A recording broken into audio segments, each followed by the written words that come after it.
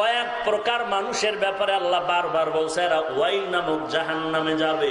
ওয়াইলুল লিল মুতাফফিফিন, ব্যবসা মাপে জোপে যারা ব্যবসা দোকানদারেরা মাপে ভেজাল করো তাদের জন্য ওয়াইল নামক জাহান্নাম। ফাওয়াইলুল লিল মুসাল্লিন, মানুষকে দেখানোর জন্য যারা নামাজ পড়ো তাদের জন্য ওয়াইল নামক জাহান্নাম। যারা মানুষের গীবত করো তাদের জন্য ওয়াইল নামক জাহান্নাম।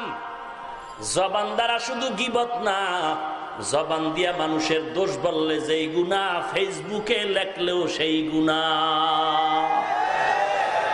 এই কপাল পরা যুবক, তোর মা তো খুব ভালো, তোর আব্বাও ভালো, তুই এত খারাপ কেন রে?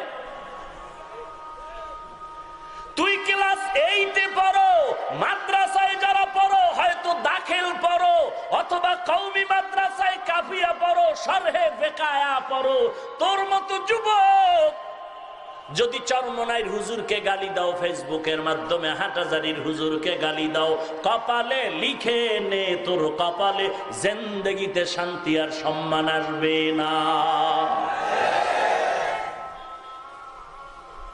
তুই এত বড় বেয়াদব কেন? এত বড় সাহস তোর কি করে হলো?